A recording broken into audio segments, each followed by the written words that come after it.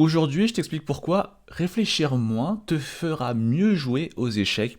Et je vais l'illustrer avec ma partie que j'ai jouée contre ce grand maître colombien, Cardozo Cardozo, au tournoi d'Elo Bregat en août dernier. Je vais aller directement à cette position où j'ai clairement trop réfléchi. Ici, j'ai les blancs. Et ici, vous voyez, j'ai dû réfléchir, je sais pas moi, une éternité, 30 minutes pour jouer ici. D prend C5. Alors laissez-moi vous expliquer pourquoi. Eh bien, en fait, ce qui s'est passé, c'est qu'après D prend C5, je me suis dit, ok, s'il reprend d'une pièce, il aura un pion isolé en D5, ça je suis assez content. Donc je pense qu'il va prendre du pion B. Et j'ai commencé à calculer assez en profondeur, tour F, D1. Je me suis dit, je vais créer ce vis-à-vis avec la dame D6, avec le K C3, ce pion comme ça, D5, il est peut-être dangereux. Mais ici, il y a une ligne qui est ultra critique, c'est D4. D4, et ok, si je mange le pion, en fait, il mange en F3 en intermédiaire. Ça devient très complexe. Je dois aussi remanger cette pièce. Du coup, j'ai le roi qui est un peu fragile, mais j'ai mangé le pion en D4. Du coup, il peut prendre ici pour récupérer son pion.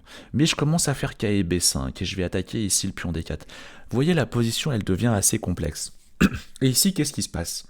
Eh bien, c'est que je vais tomber ici dans les deux premiers biais cognitifs qui vont faire que réfléchir trop, ça va paradoxalement vous faire moins bien jouer. C'est quoi ces deux biais cognitifs? Eh bien, le premier, bien sûr, c'est celui des coups irrécupérables. C'est très connu. En fait, vous devez prendre conscience, comme ici ce qui s'est passé pour moi, c'est-à-dire que, vous voyez, j'ai commencé à réfléchir 5 minutes, 10 minutes sur cette ligne qui est extrêmement complexe. Eh bien, là arrive le biais des coups irrécupérables. En fait, c'est comme si vous étiez à une, vous savez, vous êtes dans un supermarché et vous faites la queue à une caisse, par exemple. Et là, ça fait quand même 3 minutes que vous attendez à la caisse et vous voyez une autre caisse où, par exemple, on a l'impression qu'il n'y a vraiment pas de queue. Et donc vous vous dites, ah, peut-être que je pourrais aller à l'autre caisse. Mais vous n'êtes pas sûr. Et en même temps, vous vous dites, oh non, mais si je vais à l'autre caisse, bah en fait, j'aurais j'aurais perdu les 3 minutes que j'ai passées à cette caisse-là. Et bien, en fait, ça, c'est le biais des coups irrécupérables. En fait, que vous changiez de caisse ou pas, bah de toute façon, ces 3 minutes, vous les avez perdues. Eh bien, aux échecs, c'est pareil. Très souvent, qu'est-ce qui se passe? Quand on commence à s'immiscer dans une ligne qui est extrêmement complexe et qu'on calcule de façon très lointaine, eh bien, on commence à se dire oh, je vais quand même pas changer de coup. Parce que ça fait quand même 5-10 minutes que je suis sur cette ligne. J'ai envie qu'elle fonctionne. Et bah, du coup, là, vous voyez bien comment je n'ose plus regarder un autre coup que D prend C5 parce que je me dis, si je commence à regarder autre chose, bah, ce sera la preuve que j'aurais perdu 5-10 minutes sur un coup inutile. Or, ces 5-10 minutes, je les ai déjà perdues, quoi qu'il arrive. Et du coup, c'est là qu'arrive le deuxième biais cognitif.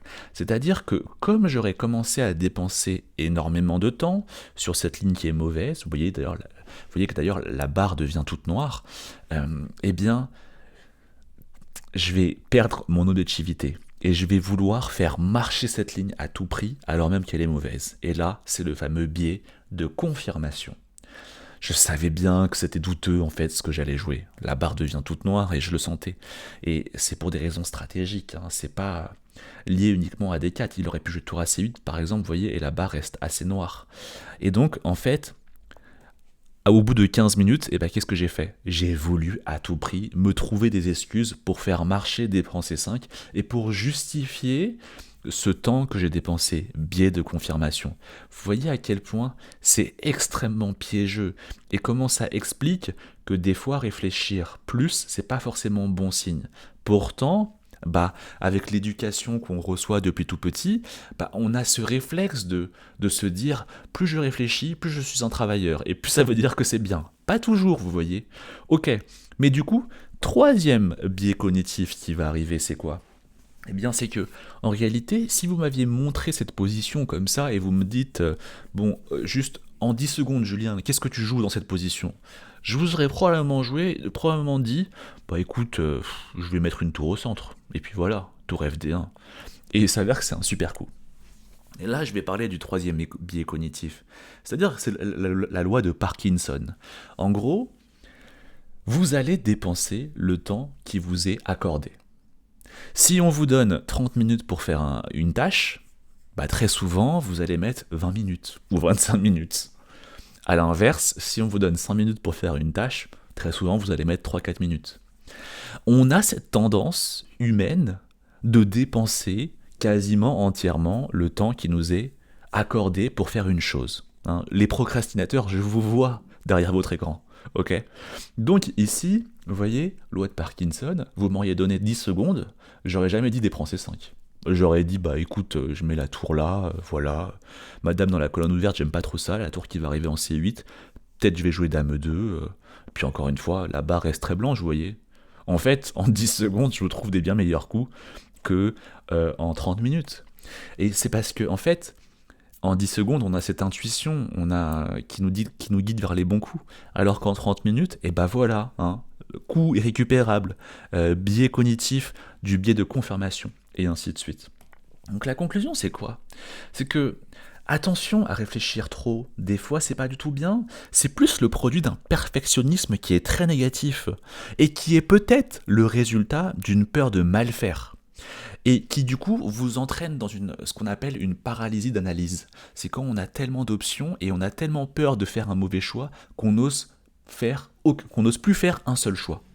Donc vous voyez, attention, jouez plus vite, mais il ne faut pas que ce soit une excuse pour faire n'importe quoi non plus. Ce perfectionnisme, c'est aussi le résultat des échecs qui ont été totalement transformés en 20-30 ans. Parce qu'avec l'émergence des ordinateurs, et qui nous montre à quel point le jeu peut être parfaitement joué, eh bien, nous, humains, on n'ose plus faire d'erreurs. Justement, ce fléau, j'en parle dans cette vidéo-là, très importante. Et sinon, j'ai aussi ma newsletter et mon club dans la description. On se retrouve bientôt pour une nouvelle vidéo. Ciao, ciao.